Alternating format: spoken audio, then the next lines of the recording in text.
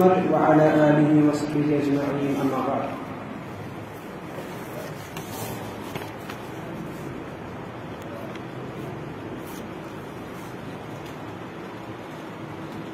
کتاب التوحید کا درس نمبر 7 ہے.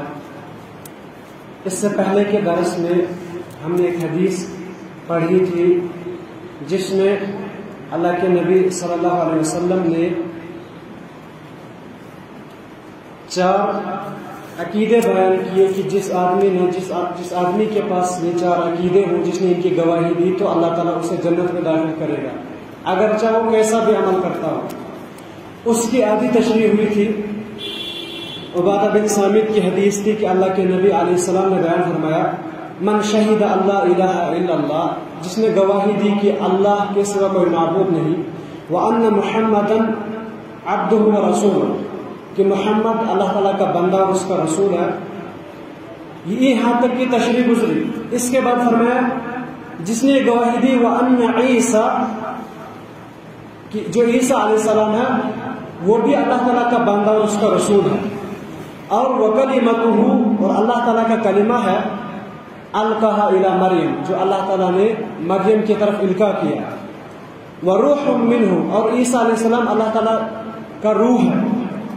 اور جس نے گواہی دی والجنت حق، جنت حق ہے، والنار حق، اور جہنم حق ہے، تو اللہ تعالیٰ اسے جنت میں داخل کرے گا. اللہ تعالیٰ نے، اللہ کے نبی علیہ السلام نے اس عقیدے کا ذکر اس لیے کیا کیونکہ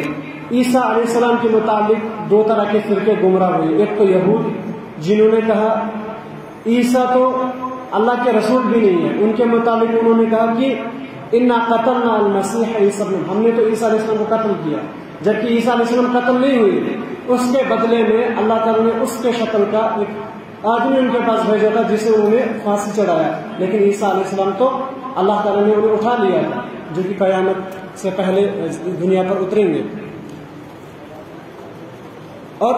عیسائیوں کا کیا عقیدہ ہے؟ وہ کہتے ہیں عیسیٰ علیہ السلام ثالث ثلاثہ، یعنی 3 اللہ تعالیٰ میں سے ایک عیسیٰ علیہ السلام بھی اللہ ہے. عیسیٰ علیہ السلام کو بھی اللہ کا درجہ دیتے ہیں. اسی کا رد کرتے ہوئے اللہ کے نبی نے کہا جس نے یہ گواہی دی کہ عیسیٰ اللہ تعالیٰ کا بندہ اور اس کا رسول ہے،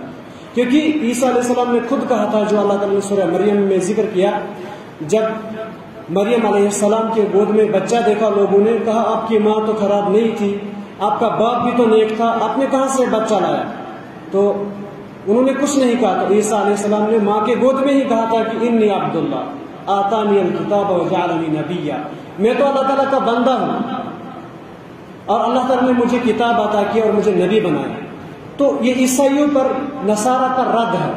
کہ عیسیٰ علیہ السلام اللہ نہیں بلکہ اللہ تعالیٰ کے بندے اور اس کے رسول ہیں. لیکن اسے کلمت اللہ اس لیے کہا گیا کیونکہ اللہ تعالیٰ نے جبریل علیہ السلام کے ذریعے سے کلمہ کن بھیجا اور اس کن کے ذریعے سے عیسیٰ علیہ السلام وجود میں آئے. علماء بیان فرماتے ہیں کہ جبریل علیہ السلام نے اللہ تعالیٰ کے حکم سے مریم کے گریبان میں روح پھونکا اور وہ اس کے رحم میں گیا اور وہیں سے اس کا وجود ہوا. تو اللہ کے نبی نے فرمایا کہ جس نے گواہی دی کہ عیسیٰ اللہ تعالیٰ کا بندہ اور اس کا رسول ہے. اسی طرح سے قتادہ رحمہ اللہ بیان فرماتے ہیں اللہ تعالیٰ کا کلمہ اس لیے کہا گیا عیسیٰ کو اس کی فضیلت بیان کرنے کے لیے، اللہ تعالیٰ کا روح اس لیے کہا اس کی فضیلت بیان کرنے کے لیے. اور منہ سے مراد ہے کہ اللہ تعالیٰ کے کن کے ذریعے سے اس کی ابتدا ہوئی ہے. اسی طرح سے تیسرا عقیدہ یہ بیان کیا جس نے یہ گواہی دی کہ جنت حق ہے اور جہنم حق ہے. اسی لیے علماء بیان فرماتے کہ جنت اور جہنم وجود میں ہے، انہیں اللہ تعالیٰ نے پیدا کیا ہے، وہ بنے ہوئے ہیں. اسی طرح سے اللہ تعالیٰ پھر اسے جنت میں داخل کرے گا.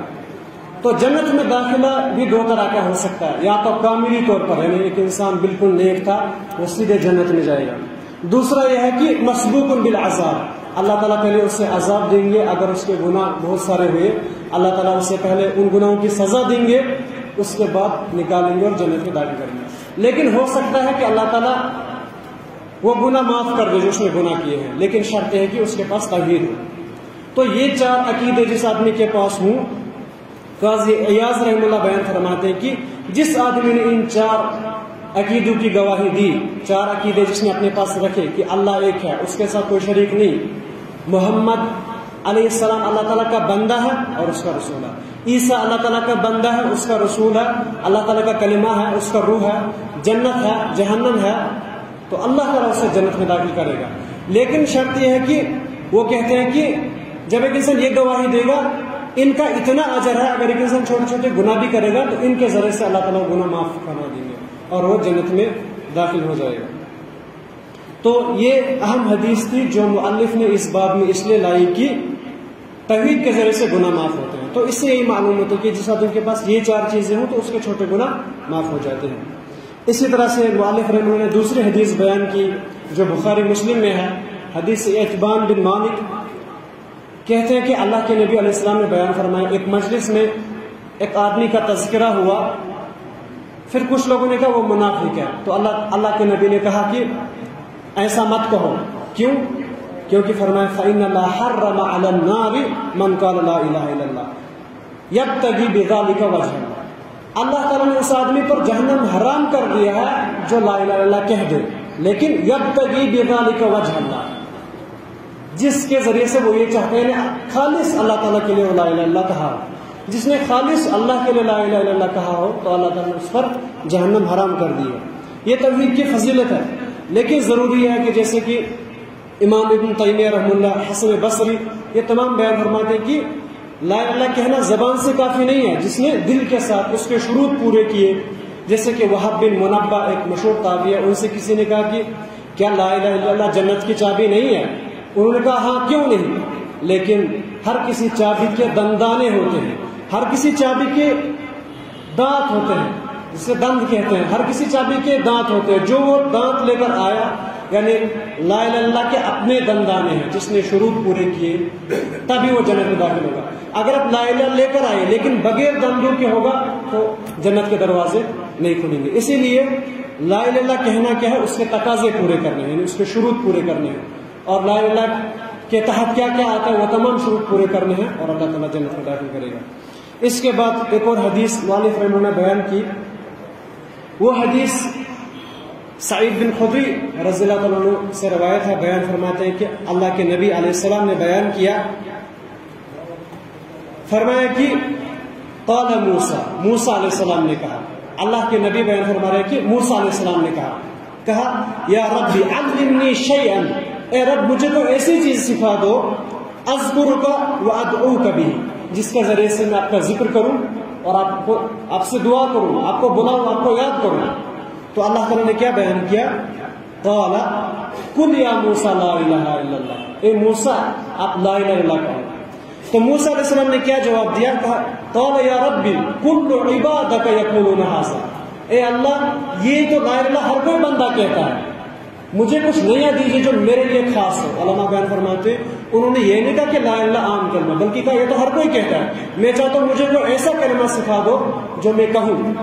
تو اللہ تعالیٰ نے کیا بیان فرمایا یا موسیٰ، اے موسیٰ لو ان السماوات السبع وآمرہم، اگر 7 آسمان اور ان میں رہنے والے، غیری لیکن میرے سوا، اللہ نے کہا 7 آسمان اور ان میں رہنے والے، والارضین السبع اور 7 زمینیں لیکن میرے سوا، 7 آسمان اور 7 زمینیں ایک پلڑے میں رکھ دیے جائے اور دوسرے پلڑے میں لا الہ الا اللہ رکھا جائے تو لا الہ الا اللہ کا پلڑا بھاری ہو جائے گا۔ تو اس حدیث سے لا الہ الا اللہ کی عظمت واضح ہوتی ہے کہ لا الہ الا اللہ کی عظمت کتنی ہے۔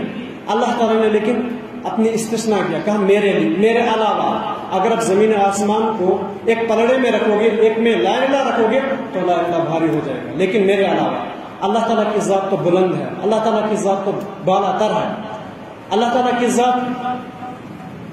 کی عظمت کیا ہے اللہ کے نبی سے ایک حدیث سے واضح ہو جاتی ہے۔ انہوں نے بیان فرمایا کہ جو کرسی ہے اللہ تعالیٰ کی، جس کا تذکرہ اللہ تعالیٰ نے آیت الکرسی میں کیا، وسیع کرسی السماوات والارض، اس کی کرسی آسمانوں زمینوں سے وسیع ہے۔ اللہ کے نبی نے فرمایا کہ اس کرسی کے سامنے زمین و آسمان اتنا ہی ہے جیسے کہ کسی بڑے میدان میں چھوٹی سی انگوٹھی پھینک دو، وہ انگوٹھی زمین و آسمان ہے اور وہ کرسی وہ بڑا میدان ہے۔ تو اللہ تعالیٰ کی عظمت تو بالا تر ہے۔ اسی طرح سے ابن کثیر رحمہ اللہ نے ایک بیان فرماتے ہیں کہ 7 آسمانوں کے اوپر 4 جانور ہیں اور ان جانوروں کے ٹکنے سے گھٹنے تک کا فاصلہ اتنا کہ 500 سال کی مسافت ہے۔ اسی طرح سے ایک حدیث میں ہے کہ جو حاملین عرش ہیں، 4 فرشتے جو عرش کو اٹھائے ہوئے ہیں، اللہ کے نبی علیہ السلام نے بیان فرمایا ان کے کندھے سے لے کر ان کی کان کی لو تک اتنا فاصلہ ہے کہ 500 سال کی مسافت۔ یہ ہے اللہ تعالیٰ کی عظمت، اللہ تعالیٰ کی شان، اللہ تعالیٰ کی بلندی۔ تو اللہ تعالیٰ نے کہا کہ یہ کلمہ اتنا بھاری ہے، اگر زمین و آسمان اس کے مقابلے میں آ جائے تو وہ ریزہ ریزہ ہو جائیں گے۔ تو موسیٰ علیہ السلام کو اللہ تعالیٰ نے پورا کلمہ ذکر کیا کہ لا الہ الا اللہ کہو،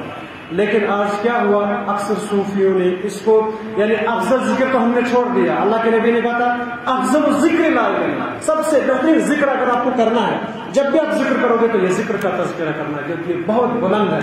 یہ بہت بھاری ہے۔ لیکن صوفیوں نے اس کا ٹکڑے کر دیے، اپنے اپنے اذکار ذکر کیے اور لا الہ الا اللہ کی اہمیت کھو دیے، لا الہ الا اللہ کو بیان نہیں کیا۔